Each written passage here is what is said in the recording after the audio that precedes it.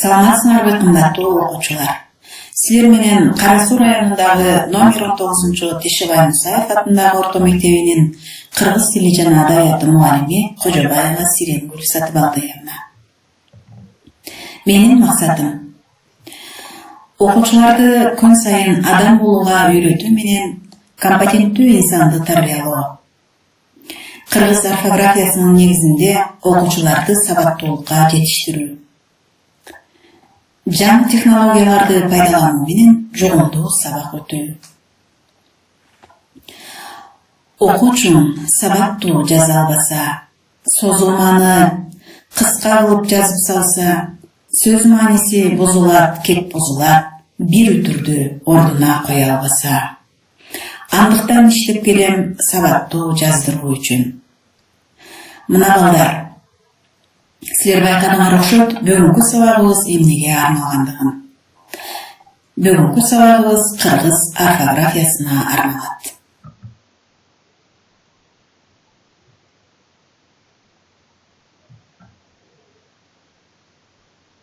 Кымбаттуу окуучулар, көңүлүңөрдү сабакка буруу үчүн мээге чабуу оюнун ойнойбуз. Даталар сүйлөйт. Силердин көз алдыңарда окшош даталар турат. 25 октябрь. Бул даталардын алдында боштукчалар турат. Ал боштукчаларда кыргыз эл акын жазуучулары менен коомдук саясий ишмердин бейнелери катылган. Силердин максатыңар ушул боштукчаларда кимдер катылгандыгын табуу.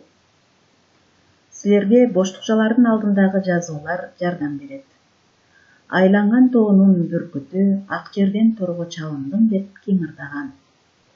Мен таза болсом, сен таза болсоң, коом да таза болот деп ким айткан?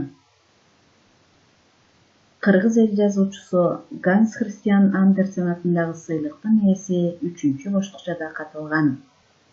Сейтек, Манастын уулу Семетей, Айкөл Манас драмаларынын автору 4-чү боштукчада катылган. Мен ойлойм, силер дароо эле таптыңар окшойт, анда туура варианты менен салыштырабыз.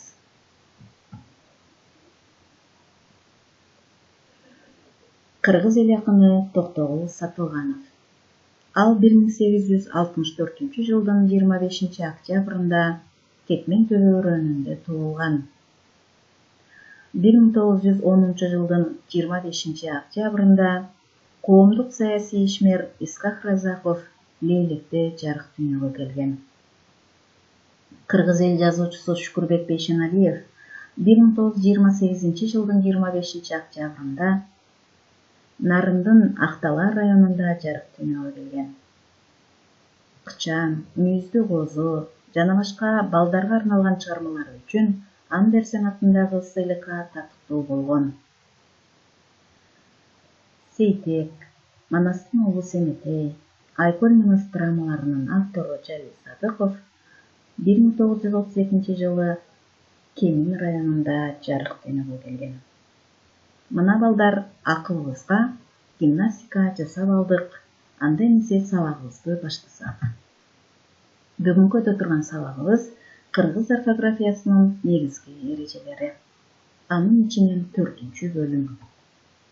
Сабактын максаты орфографиянын негизги эрежелери боюнча теориялык билимдерге ээ болосуңар. Жазуу ишиңерде орфографиянын эрежелерин сактайсыңар.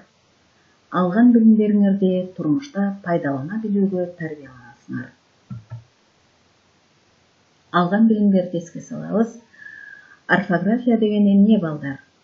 Орфография адабий тилдин жазууда колдонулуучу бирдиктүү нормаларын туура сактап, сөздөрдү бир түрдүү жазуу үчүн атайын иштелип чыккан эрежелердин системасы.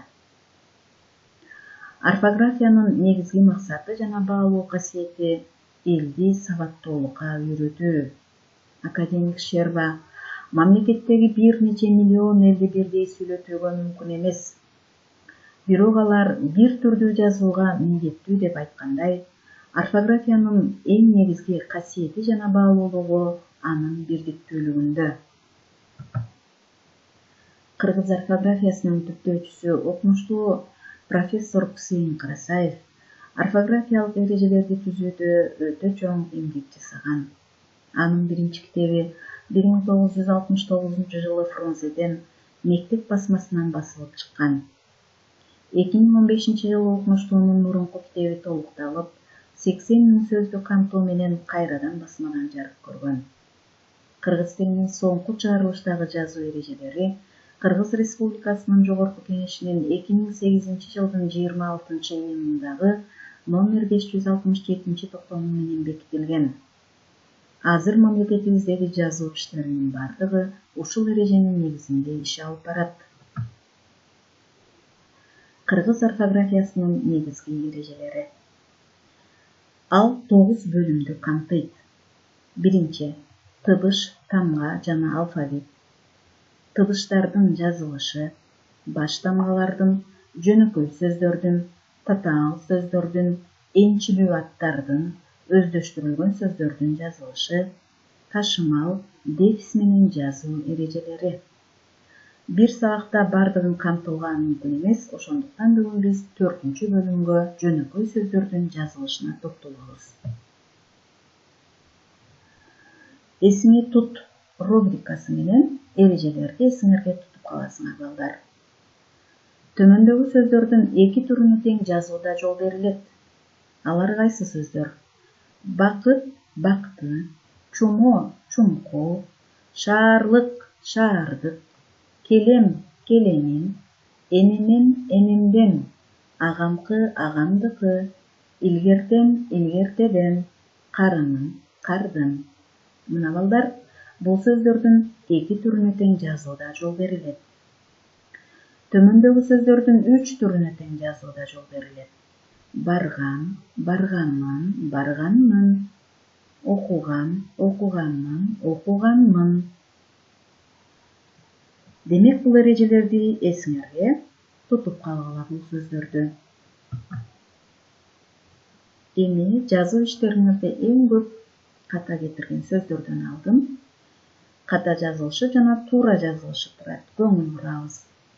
Айтматовдун ката жазылышы Айтматовдун. Педагогко каткаламдашып айткан менен педагогко болуп жазылат. Андан кийинки эрежеде аягы м, п тыбыштары менен аяктаган этиш сөздөргө чакчылдын ык мүчөсү жалганганда, оңгу дагы, мүчө дагы өзгөрүп, созулуп айтылат. Жазууда ошол боюнча жазылат. Эмп, чап, эмип, чабып деп жазбайбыз. Эмп, чап, өп деп жазабыз. Андан кийинки эреже. Этиш сөздөрдүн аягы үндүү тыбыш менен аяктаса, ага атооштуктун ар мүчөсү жалганса, караар деп созулуп айтылат жана жазууда сакталат. Иште ар мүчөсү уланса, иштээр жана жазууда дагы созулуп айтылышы сакталат. Андан кийинки эреже. Эгерде этиш сөздөрдүн аягы үнсүз тыбыш менен аяктаса, ага атооштуктун ар мүчөсү жалганса, созулуп айтылат, бирок жазууда сакталбайт. Жүрөр, жүрөр. Бар деген этиш сөзгө атооштуктун ар мүчөсүн уласак, бараар деп созулуп айтылат, бирок жазууда жол берилбейт. Кийинки эреже. Этиш сөздөрдүн аягы ы, и тыбыштары менен аяктаса, ага атооштуктун ар мүчөсү жалганганда, ысыр, игир деп созулуп айтылат, бирок жазууда жол берилбейт. Анткени ы, и тыбыштарынын созулмасы жок. Андан кийинки эреже. Этиш сөздөргө адат өткөн чактын чу мүчөсү жалганганда, барчу, келчү, баруучу, келүүчү демес, барчу, келчү болуп жазылат. Ычу, учу мүчөлөрү жалганганда, баруучумун, келүүчүмүн эмес, барчумун, келчүмүн болуп жазылат. Бул эрежелерди эсиңерде сактап калгыла. Эми балдар, өтүлгөн темага карата сөздүк жазуу жазабыз. Бул алган билимиңерди дагы эсиңерде сакталып калышына салым кошот. сөздөрдүн айтылышы менен жазылышындагы айырмачылыктарды, эрежелерди эске алып жазасыңар. Дептер ручкаңар жаныңарда, анда жат жазууну баштадык. Көрөгөчтүк, чачтуу, уштоо, кылычтай, тузсуз, сөзсүз, комузсуз, күңкор, кийинки, көнгөн, эгинге, мейманга, көрүнгөн, жуунган, багынбас, бөлүнбөс, көрүнбөй, барганмын, келгенмин, качанкы, мурунку, герб, завод, геолог, абсурд. Мына балдар 25 сөз яздык.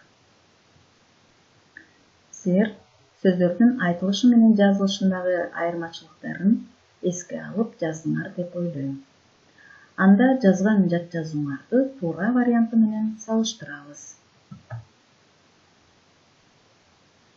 Көрөгөчтүк ш менен айтабыз, жазууда ч менен жазабыз. Чачтуу ш менен айтылат, ч менен жазылат. Уштуу, кылычтай, булар дагы ушул эрежеге таянат. Тузсуз эки с болуп айтылат, жазганда з тыбышы сакталат. Сөзсүз с менен айтылат, з тыбышы сакталат. Сөзсүз, комузсуз дегенде дагы. Күңкор ың тыбышы менен айтабыз, н тыбышы менен жазабыз.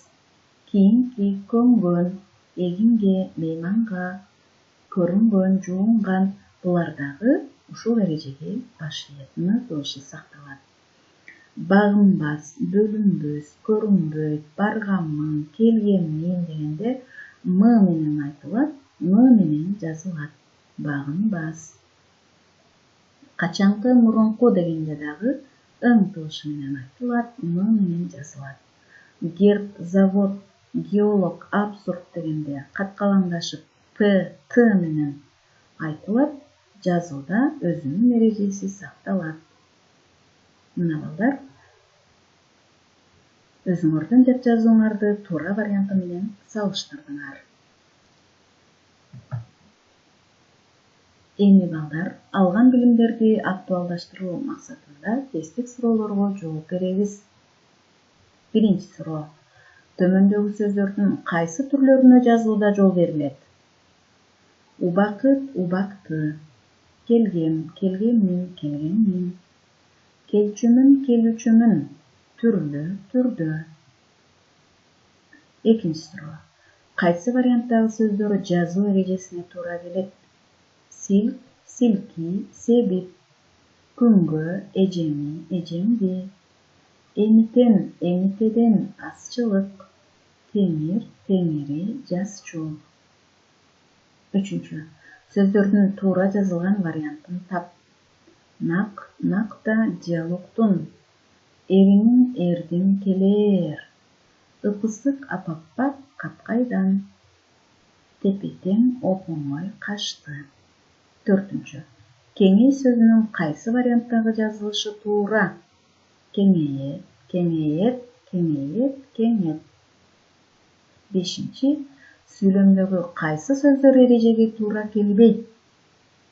Билим издеген өсөр, бүлүк издеген өчөр. Билим, бүлүк, өсөр, өчөр, издеген. Мына балдар, тесттик суроолордун туура варианттарын белгилеген болсоңор, анда туура варианты менен өзүңөрдүкүн салыштыргыла.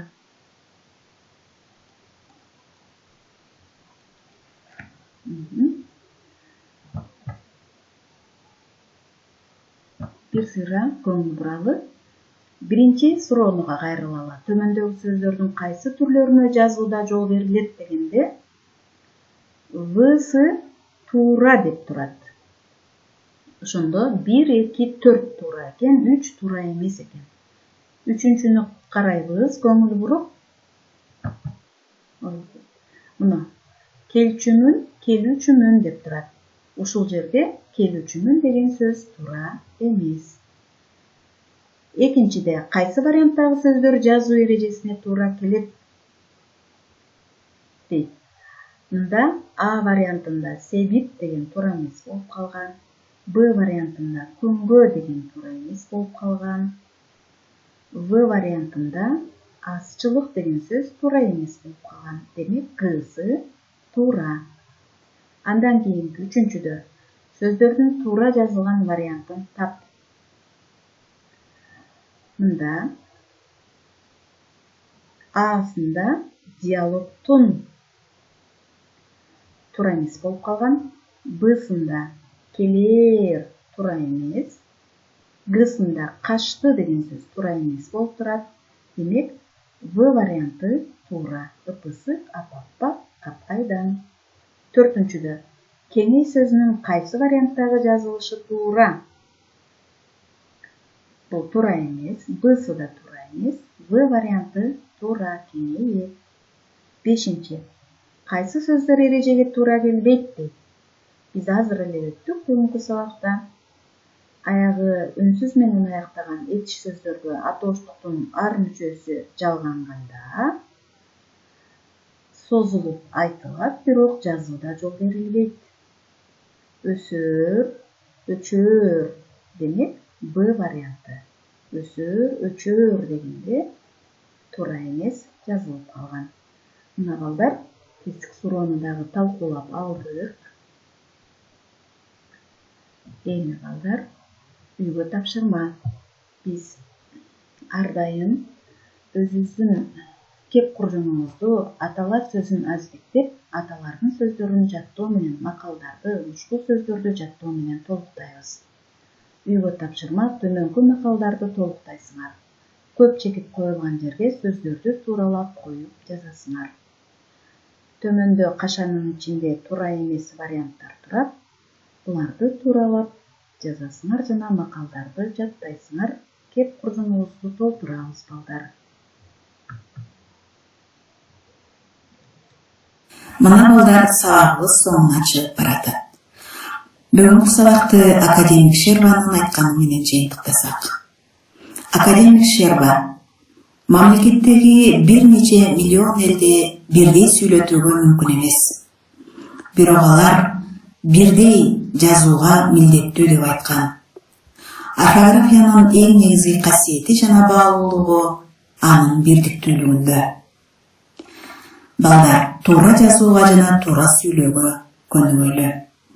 Адамдын бир баалуулугу анын сабаттуулугунда. Саламатта калгыла.